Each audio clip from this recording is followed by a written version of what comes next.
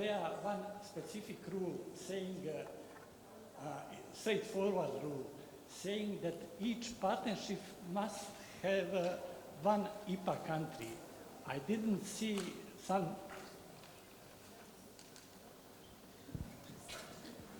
Do I need to repeat? I could see here one slide with the list of partners, but I didn't hear that we have such specific rule like we had it in first call for Euromed. So we had there straightforward rule.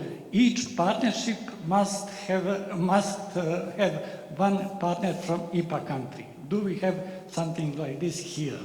Yes, actually probably you overseen the information in the slide, but the rules applying to this call is that each partnership must be composed at least from 3 IPA partners and 3 ERDF partners, overall 6 partners. So there is already the rule that we applied in this current programming period has been included also in this call. It's 3 financing partners from ERDF and 3 from IPA.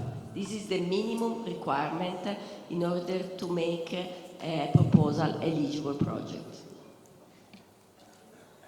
If I can add another element is that in addition to the other programs, IPA partners can be even lead partners. So not only present in the partnership, but even be the leading of the project. So this makes our program more, the reason why the program is called IPA ADRION is this, because we give the opportunity to the IPA partners to lead the projects.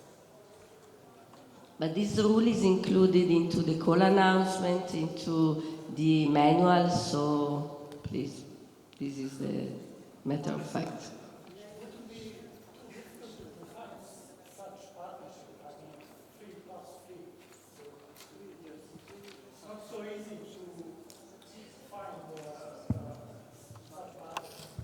We imagine that it's not easy, but actually we are here in a transnational program that covers 10 countries.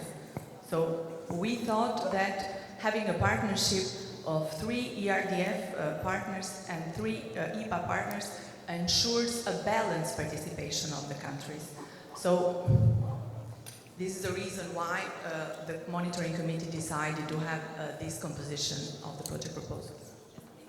Thank you, Adela. Next question.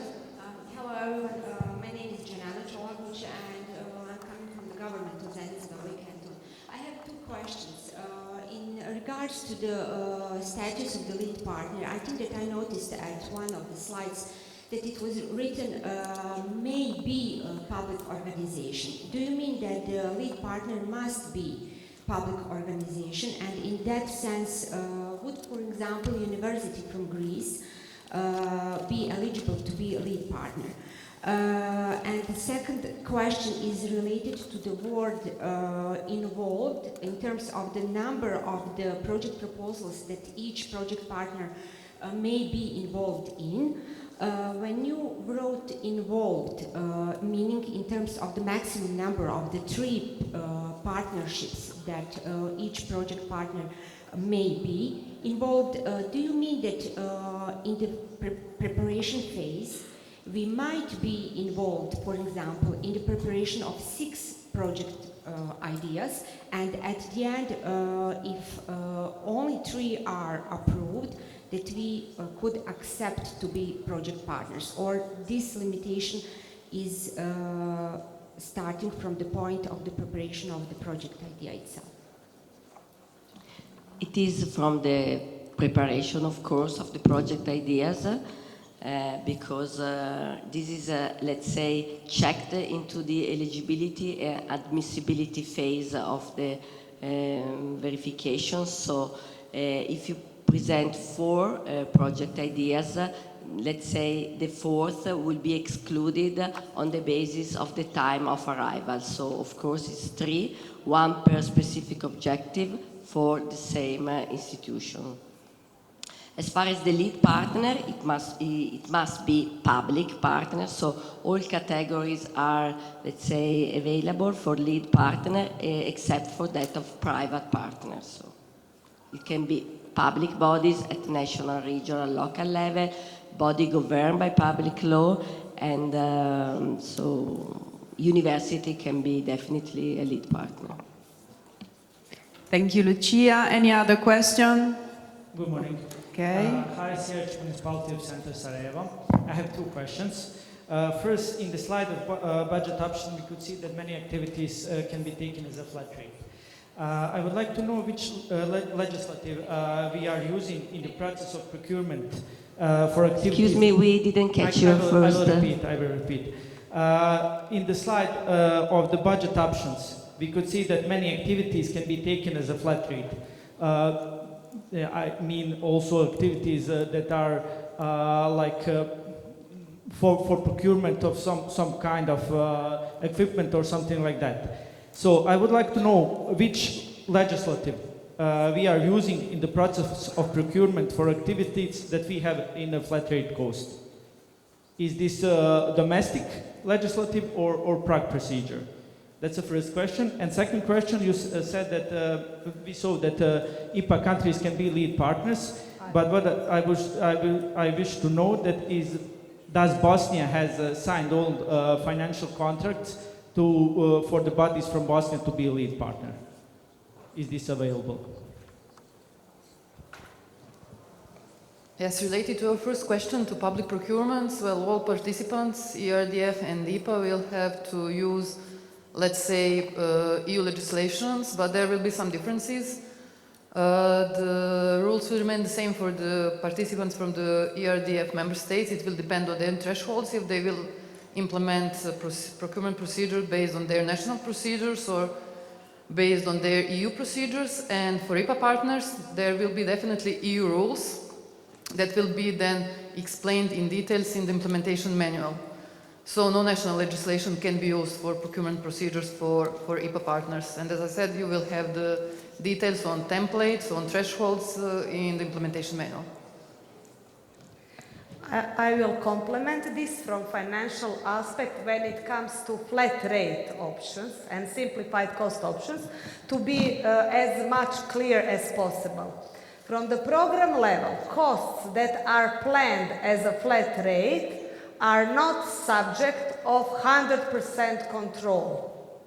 Overall control of the costs and the activities in this new reporting period is done based on risk-based management verifications. So no 100% control. So we are shifting from the control purposes to really performance framework.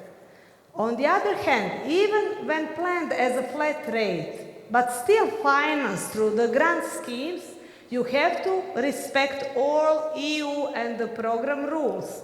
You have to have internally documented all the activities, all the costs. The main difference when you have a flat rates, those documentation will not be sent to the controllers and will not be verified as it was in the previous period. But still, if your project is the subject based on risk-based management verification, also the sample can be extended to the flat rate costs. That must be clear for all, that you will not be documented those costs to the program for verification, but you have to assure respecting the rules. So we are giving, let's say, from the program perspective, lots of efforts in this partnership and cooperation that we will all be doing as it is planned and regulated from the highest level, which are financing regulation, interreg regulation, etc. on the EU level. I hope this clarifies a little bit this position. Thank you, Bojana. We only have time for one question more. Two, if you are very fast. Hi, thank you.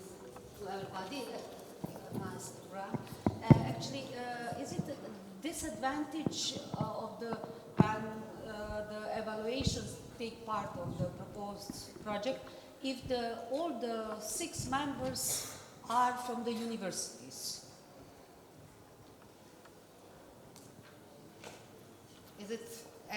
Is that means any program, any problem when they evaluate the project proposal?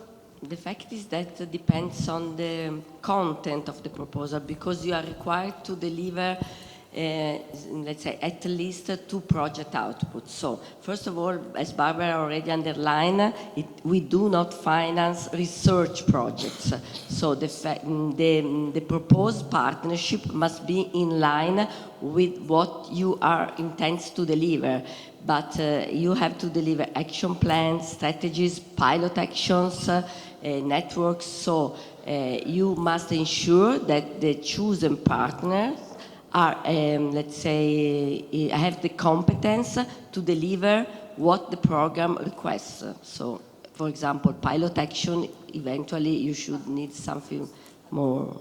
It depends on the overall projects.